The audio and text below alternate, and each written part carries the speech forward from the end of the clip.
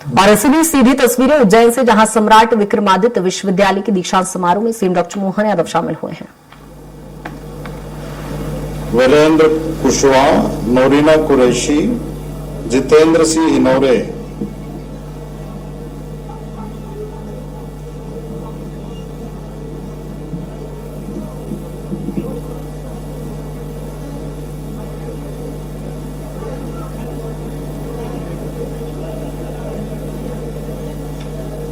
प्रखर पुराणिक, कुमारी आयुषी पुरोहित, नवीन कुमार बिठौरे, कुमारी स्वप्निल चौहान,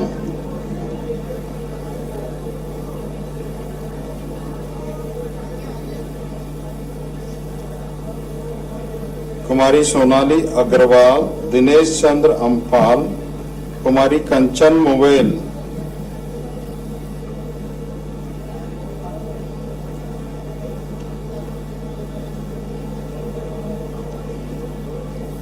मीनाक्षी माली, डोली पोखरना, कुमारी शिवानी जायसवाल,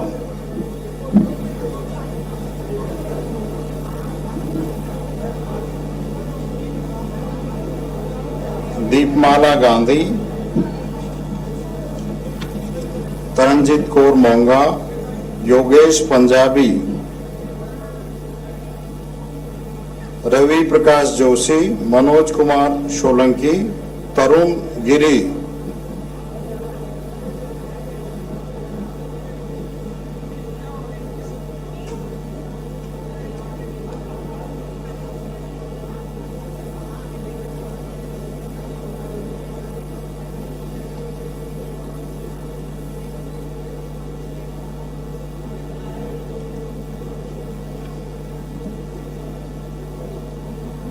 कुमारी रचना खेर,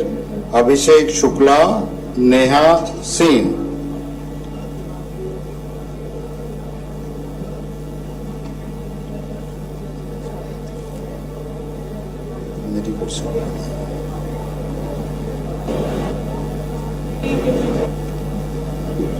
लक्ष्य मालवीय,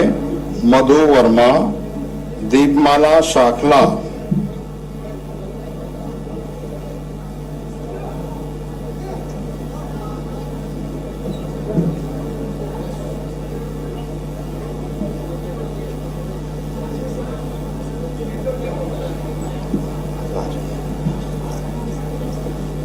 कुमारी पूजा झाला, श्रीमती पीयूषा आशापुरे, प्रीति कपूर, श्रीमती अनीता शर्मा,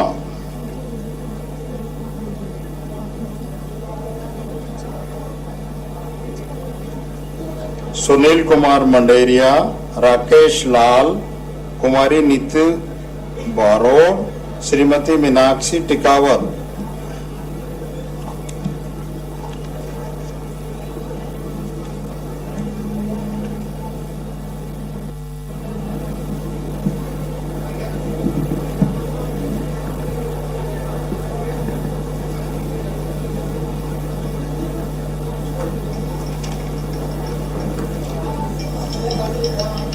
अब मैं वर्ष 2025 स्नातकोत्तर परीक्षाओं में प्रथम स्थान प्राप्त छात्र छात्राओं को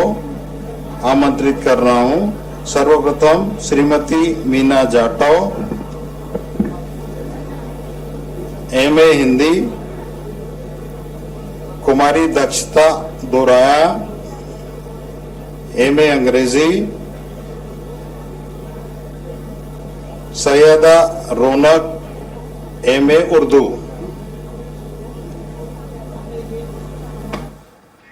और ये चलेंगे उज्जैन, जहां उज्जैन में सम्राट विक्रमादित्य विश्वविद्यालय में दीक्षांत समारोह सीएम डॉक्टर मोहन यादव शामिल हुए हैं।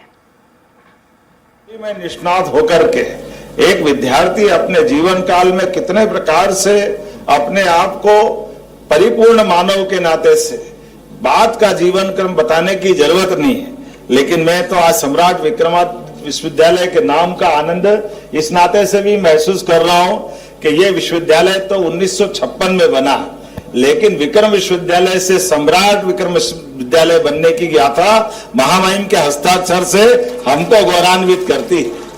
सच में विक्रम करने से विक्रमादित्य पे एहसास तो होता था, लेकिन वो उनकी विराटता का एहसास नहीं होता था।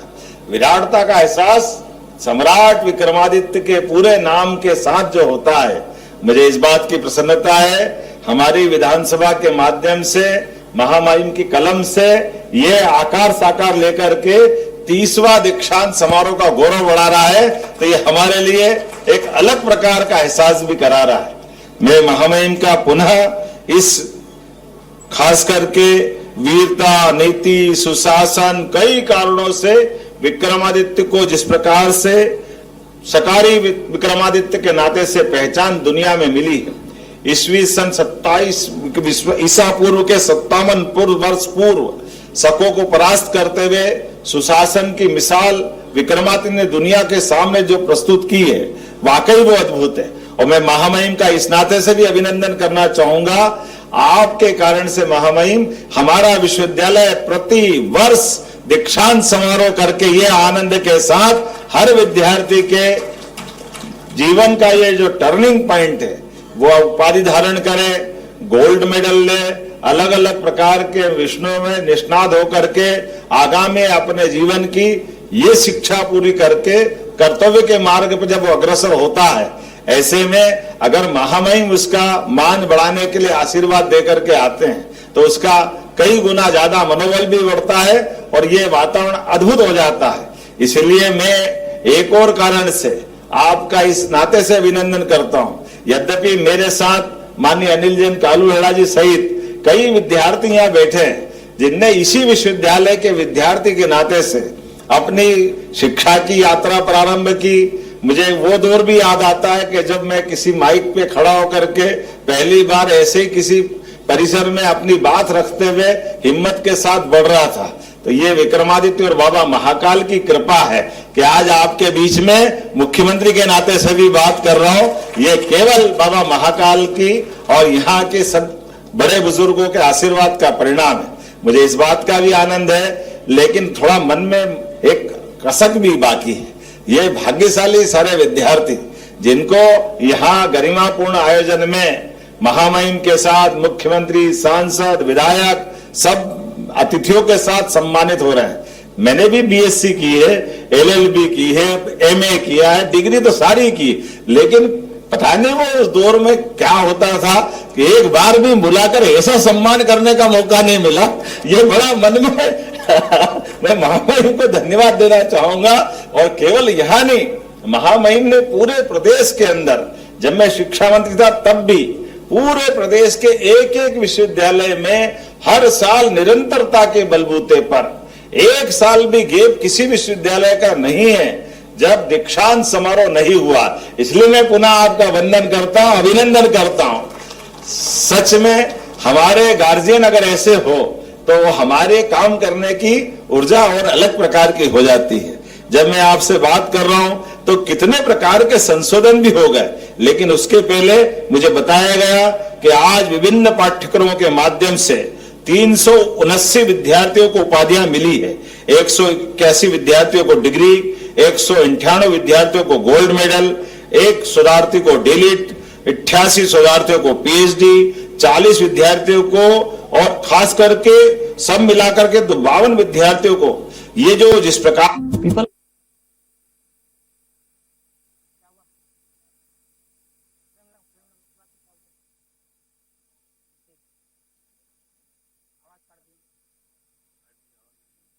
विद्यार्थियों को ये जो जिस प्रकार से डिग्रियां मिली है, मैं आपके लिए वाकई में सभी के लिए आगामी सुखद भविष्य की कामना करता हूं। और मैं बताना चाहता हूं कि विगत 7 दशकों में इस विश्वविद्यालय ने जो अपना एक गौरवशाली इतिहास गढ़ा है, यहां से निकल करके कविवर शिवमंगल सिंह सुमन पद्म भूषण, जिनका अपना यहाँ का कुलपति काल का कार्यकाल अद्वितीय रहा है, हम उनको भी स्मरण करेंगे। पद्मश्री विष्णु श्रीधर वाकणकर, उनको स्मरण करेंगे। ये श्री कृष्ण सरल से लगा करके बड़ी गौरवमयी परंपरा है। कई सारे स्वनाम धन्य ऐसे महापुरुषों को स्मरण करते हुए जिनने अपने शैक्षणिक काल में शिक्षा के माध्यम से यहाँ अलग जगाने का काम किया है। ये राजा विक्रमादित्य की नगरी है तो भर्तरी की भी नगरी है। जहां की शिक्षा के बलबूते पर राजा से रंक और रंक से राजा होने का इतिहास उज्जैन ने दुनिया के सामने अलग प्रकार से दिखाया है। जब मैं आपसे बात कर रहा हूं ऐसे समय में, जब आने वाले समय में जब हम सिमस की तैयारी के लिए लग रहे हैं, सिमस तो 2028 में आने वाला है, और इस अनादि नगरी उज्जैनी में इसकी आबादी तो 10 लाख से कम है एवरेज, लेकिन यशस्वी प्रधानमंत्री श्रीमान नरेंद्र मोदी जी का जोरदार अभिनंदन करें, जिनके कारण से 2022 के महाकाल के महालोक बनने के बाद अब उज्जैन के अंदर मुझे इस बात की प्रसन्नता है, अगर एवरेज देखो तो जितनी आबादी है एवरेज उतनी आबादी रोज आकर दर्शन करके उज्जैन के लिए एक अलग प्रकार का धार्मिक के साथ सभी प्रकार के क्षेत्रों में आगे बढ़ने के लिए और उज्जैन से बाबा महाकाल के आशीर्वाद लेकर के न केवल धार्मिक पर्यटन के माध्यम से उज्जैन की अर्थव्यवस्था में मजबूती दे रहे, बल्कि समान रूप से माननीय महामहिम आपकी मौजूदगी से और भी बहुत सारे प्रकार से उज्जैन केवल धार्मिक पर्यटन का महत्व नहीं का नगर नहीं है, अब ये धार्मिक के साथ सांस्कृतिक रूप से भी मुझे इस बात की प्रसन्नता है। यहाँ के बाद थोड़ी देर बाद एक 78 करोड़ किसको कहते हैं गीता भवन की नई आधारशिला रखी जाएगी, जिसमें महामहिम स्वयं साक्षी बन करके भगवान कृष्ण के उस काल की, जिनके कारण से यहाँ अगर वो उज्जैन नहीं आते, कंस को मारने के बाद भगवान कृष्ण उज्जैन आए और अपनी शिक्षा के माध्यम से उनके मुखारविंद से गीता के वो 18 अध्याय, जिनके माध्यम से हर एक अध्याय गीता का जिसमें सब कुछ है, हर अध्याय के माध्यम से मैं उम्मीद करता हूं गीता भवन के माध्यम से हमारी सरकार ने हर नगरीय निकाय में प्रदेश भर में गीता जयंती मनाना भी प्रारंभ की है। गीता महोत्सव के साथ गीता भवन बना करके हमारी सभी प्रकार की विचारों की परंपरा में एक सांस्कृतिक सभागार बन करके, जहां लाइब्रेरी भी होगी, वाचनालय भी होगा, विचारों के प्रवाह करने के लिए सभागार भी होगा, ऐसी कई प्रकार की चीजें जोड़ करके हमने गीता भवन बनाने की जो कल्पना की है। बीते समय में जबलपुर, इंदौर ऐसे कई शहरों में हमने गीता भवन प्रारंभ कर दिया।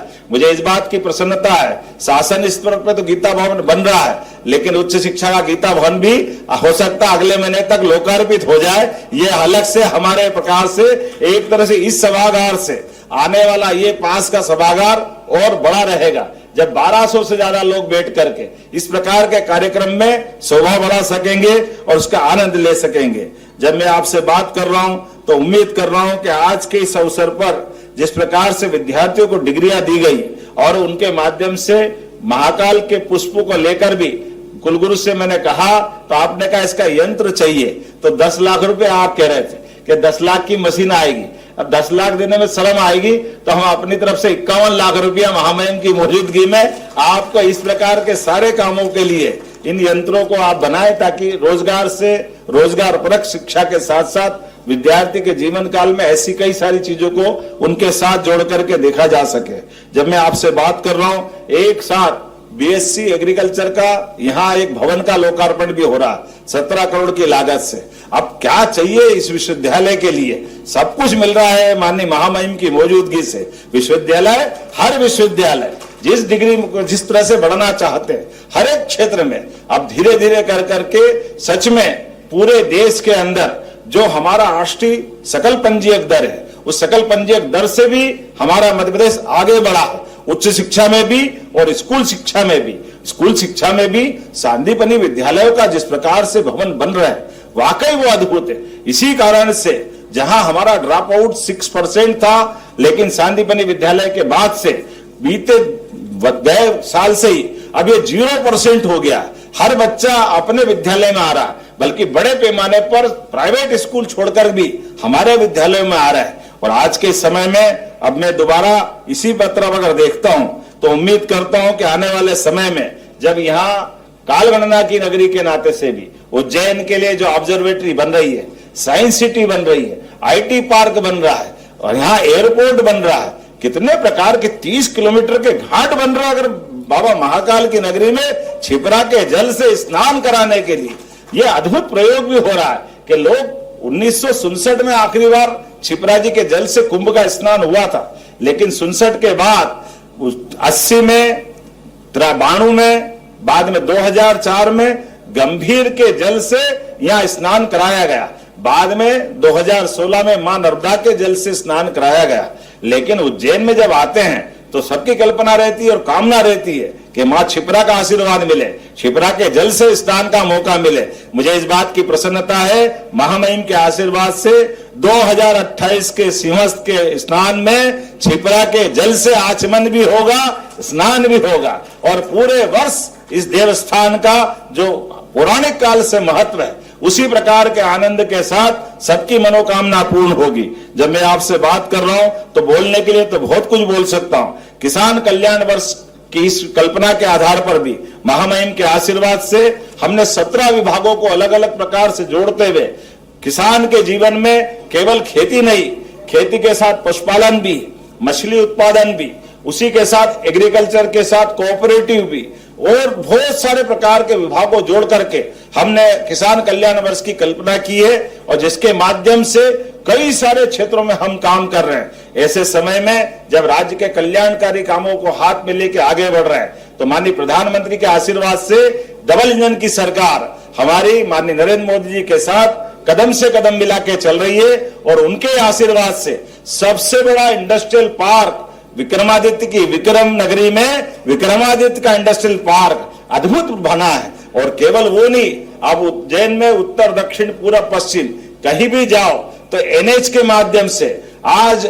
मध्य प्रदेश में ये जो बड़ी सौगात है, भौगोलिक दृष्टि से हम मध्य में हैं, तो दिल्ली मुंबई कहीं भी जाओ 8 लेन एक्सप्रेस के माध्यम से केवल 6.5 घंटे में दिल्ली भी पहुंच सकते हैं और 6.5 घंटे में बंबई भी पहुंच सकते हैं। ये केवल प्रधानमंत्री जी का आशीर्वाद हो सकता है। जोरदार ताली बजा के उनका अभिनंदन करें। आज के इस अवसर पर पुनः मैं यहाँ का विद्यार्थी होने के नाते से, यहाँ का विद्यार्थी के साथ यहाँ का विधायक और बाद में माननीय महामहिम के आशीर्वाद के साथ आपके बीच राज्य का सेवक होने के नाते से भी पुनः उज्जैनी में आपका स्वागत करता हूं, अभिनंदन करता हूं और उम्मीद करता हूं यहां इसी अवसर पर कृषि अध्ययनशाला को पूर्व छात्र संगठन की ओर से ड्रोन भेंट करने की सूचना भी मेरे पास आई। तो एक ड्रोन तो उनने दिया, 5 मेरी तरफ से भी देने की घोषणा करता हूं। जब देना ही है तो क्या दिक्कत है, अच्छा लगता है हमारे बीच में। और इसी के साथ साथ यहाँ पर यहाँ के विद्यार्थियों को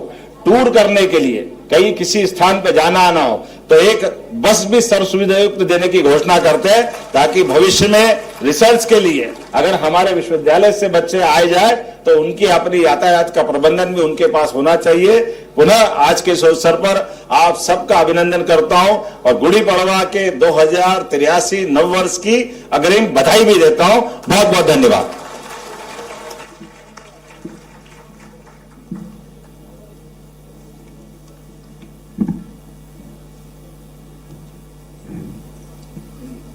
माननीय महामहिम